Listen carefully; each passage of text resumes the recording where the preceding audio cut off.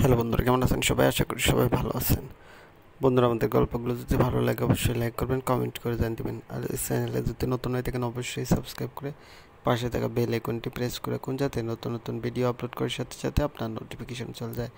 আর already যারা subscribe করে রেখেছেন তাদেরকে অসংখ্য ধন্যবাদ। গল্পের নাম প্রিয়তমী, লেখনীতে ইরশাদ জাহান ফারিয়া, পর্ব সংখ্যা 9। ব্যবসায়িক কাজের সূত্র ধরে পূরবকে কিছুদিনের জন্য ইন্ডিয়া যেতে হয়েছিল।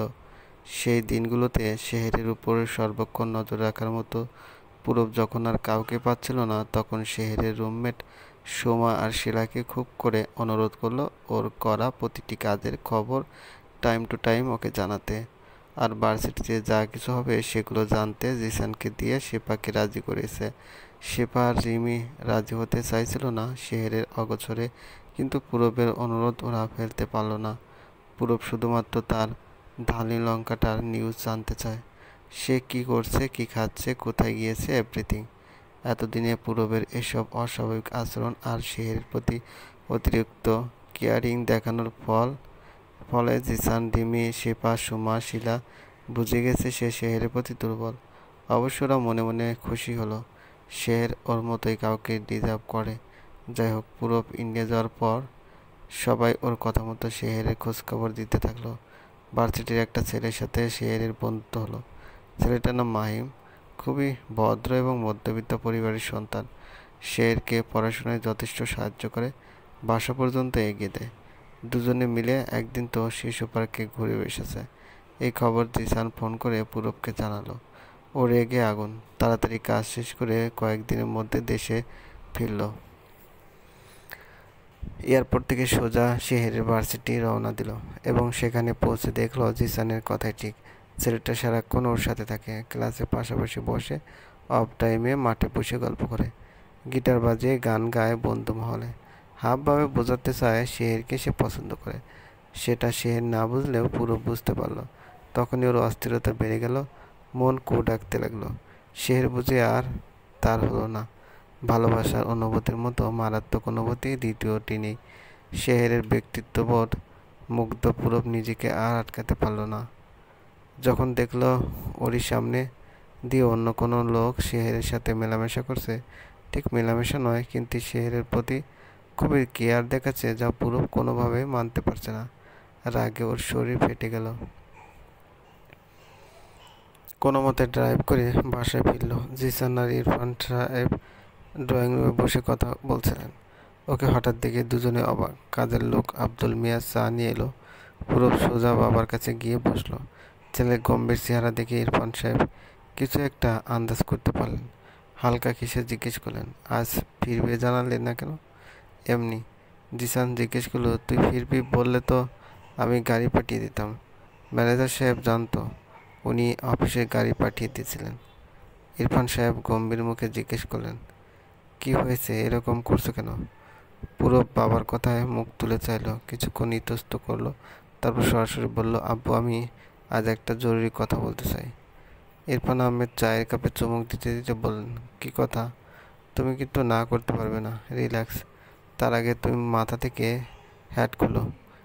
এরকম ইংরেজ সেজে থাকতে কতক্ষণ ভালো লাগে? মোটেও ইংরেজ বলবে না, আমার ভালো লাগে তাই পারি। জিসান হেসে বলল, ভাই, এত ডেসপারেট হয়ে আছিস কেন? বিপি লো করবে তো? পুরো ফুঁসে উঠে বলল, বিপি লো হয়ে মরে যাক। কি যে বলিস তুই, রেখে আসিস বলে যা তা বলবি নাকি? অফ যা। ইরফান সাহেব এবার বলে উঠলেন, ওকে ওকে, ফ্রেশ হয়ে আসো, তারপর আরাম করে তোমার কথা শুনবো। পুরো ছোট করে বলল, ওকে। ওদের সাথে কথা বলে ফ্রেশ হওয়ার জন্য পুরো ঘরে চলে গেল। সানগ্লাস সেট, ওয়ালেট বিছানায় ছড়িয়ে ফেলে তোয়ালে নিয়ে সোজা ওয়াশরুমে ঢুকলো। শাওয়ার নিচে দাঁড়িয়ে ওর উগ্র মস্তিষ্ক তখন ভাবনায় মত্ত। না, শেহরের সাথে এই মাহিমের চলাফেরা একদম মানে না। শেহরকে শুধু ওর সাথে মানায়। সাদে কি শেহরের বলা চোর কথাটা মেনে নিয়েছে? ভালোবেসেছে বলেই মেনেছে, তাই বলে ওর সাতক্ষণ মাফ করে দেবে তা কিন্তু নয়। পূরব যেমন ভালোবাসতে জানে, তেমনি কীভাবে ভালোবাসাকে আগলে রাখবে তাও ভালোভাবেই জানে। মেয়েটার কত বড় স্পর্ধা! পূরবকে আজ ভার্সিটিতে দেখে এমন একটা ভাব করলো যেন সে দেখেনি। 15 দিন ছিল না দেশে, তাই বলে এতটা পরিবর্তন হয়ে যাবে? অন্য লোকের সাথে রাস্তায় দাঁড়িয়ে ফুচকা খাবে, আইসক্রিম খেয়ে নাকের পানি মুছবে অন্য লোকের রুমালে? কেন? পূরবের কি রুমাল নেই? দরকার হলে ওর শার্ট মুছুক, ওর হাতে মুছুক, মানা করছে নাকি ও? দুহাত মুষ্টিবদ্ধ করে পূরব দেওয়ালে একটা ঘুষি মারল। ব্যথায় পান বেরিয়ে যাওয়ার জোগাড় হলেও মুখ দিয়ে টু শব্দটি পর্যন্ত করল না। ওদিকে জিসান আর ইরফান আহমেদ চিন্তিত মুখে বসে আছেন পূরবের কথা শোনার আশায়। কি বলবে ও? আর এত রেগে বা আছে কেন? হলোটা কি ওর? দেখা যাক কি বলতে চায়। শিপা, রিমি, শের আর মাহিম আজ পুরোটা দিন একসাথে কাটিয়েছে। তিনজনের মধ্যে খুব ভালো বন্ধুত্ব হয়েছে। পূরবকে ওরা কেউই দেখতে পায়নি। সারাদিন হই হল্লা করে কাটিয়ে মাহিম বাড়ি ফিরে এলো। রিমিও চলে গেল। শেপা অনেক জোর করে শেরকে ওদের বাসায় নিয়ে গেল। রাতে ঘুমানোর সময় শেপা জিজ্ঞেস করলো, মাহিমা আর রিমি রিলেশনটা মনে হয় হয়েই যাবে, কি বলিস? শের বলল, মনে তো তাই হয়। মাহিমের ভাবসাব ভালো ঠেকছে না। রিমিকে দেখলেই তার নিঃশ্বাস দ্রুত ওঠানামা করে। এটা আমিও খেয়াল করেছি। মাহিমের আম্মা আবার রিমিকে খুব পছন্দ করে। সেবার আমরা ওর বাসায় গেলাম না, তখন তো উনি কি আহ্লাদীপনা করলেন। সে অবাক হয়ে বলল, কবে গেলি বললি না তো? আরে সেদিন তুই ভার্সিটি শেষ করে টিউশনে চলে গেলি আর মাহিমা জোর করে আমাদেরকে ওর বাসায় নিয়ে গেল। তোকে বলতে ভুলে গেছি। ও, ওদের কথা বাদ দে। ও জিসান ভাইয়ের সাথে তোর এত ফুটুর ফুটুর কিসের রে? তলে তলে টেম্পো চালাস না তো আবার? সে পাথর মতো খেয়ে বলল, মানে? সে আর চোখে ওর দিকে তাকিয়ে বলল, তোরা প্রেম করস তাই না? কি ভাবছিস আমার চোখকে ফাঁকি দিবি আর আমি কিছু জানতে পারবো না? শিপা আহত গলায় বলল, মোটেও না, মিথ্যা বলবি না একদম। তোর মোবাইলে ওনার এত মেসেজ কেন তাহলে? সেদিন তো দেখলাম বাংলা সিনেমার হিরোদের মতো তোকে আই লাভ ইউও লিখেছে। তোর আম্মাকে বলতে হবে। শিবা ভয় পেয়ে বলল, কি বলবি? বলবো আন্টি আপনার মেয়ে নষ্ট হয়ে গেছে, সে সেলিব্রিটি চোরের বন্ধুর সাথে প্রেম করে।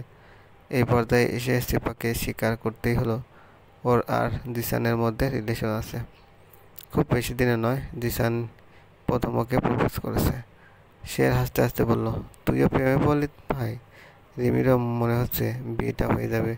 আফসোস আমি সারা আজীবন সিঙ্গেল থেকে গেলাম। কি দুঃখ, এই দুঃখ আমি কোথায় রাখি? আমাকে কেউ সান্ত্বনা দে। শিফা ভাবুক গলায় বলল, মাহিম আমাদের তিনজনের সাথে অনেক ক্লোজ হয়ে গেছিল। পরশু জিসান ভাই জিজ্ঞেস করলো ওর সাথে তোর কোনো সম্পর্ক আছে কি নাকি। আমি মজা করে হ্যাঁ বললাম আর উনি বিশ্বাস করে নিল। উনি তো আর জানেন না মাহিম অলরেডি বুকড। হা হা হা। শেফার হাসির সাথে তাল মেলালো। হঠাৎ শেফা জিজ্ঞেস করলো, বাই দ্য ওয়ে তোর এই সেলিব্রিটি শোরের খবর কি? শের বুরকুসকে বলল, কে? আরে পূরব ভাই, ভুলে গেলি? তোর জানালার বাইরে যিনি দাঁড়ায় থাকতো, ও উনি। তুই ওনার খোঁজ আনতে চাইছিস হঠাৎ কেন? না, অনেকদিন যাবৎ দেখা সাক্ষাৎ হলো না, তাই বললাম। শের গম্ভীর কণ্ঠে বলল, জানি না, 3 সপ্তাহ আগে দেখেছিলাম রাস্তায় দাঁড়িয়ে আছে, এখন দাঁড়ায় না। হয়তো এখন মতি পাল্টেছে। শেফা মনে মনে হাসলো। পূরব যে এতদিনে দেশেই ছিল না আর শেরের খোঁজ প্রতিনিয়ত নিয়ে যাচ্ছে, সেই খবর শেরকে জানাতে ইচ্ছে করো না। থাকুক থাকুক না ব্যাপারটা গোপন, সময় এলে পূরবী বলবে। শেফা হালকা হেসে বলে উঠল, তো তুই যে ওনাকে পছন্দ করিস সেটা বলিস ওনাকে? শের হতভম্ব হয়ে বলল, আমি ওনাকে পছন্দ করি? কবে, কখন এসব বললাম কে শিবা? এসব ফালতু কথা আমার সামনে একদম বলবি না। যত সব। কেন? ওনারা কত বড় লোক আর আমি, ছি, ওনাদের সাথে আমার তুলনা কখনোই না। তাছাড়া ওনাকে আমার এমনিতেই অপছন্দ।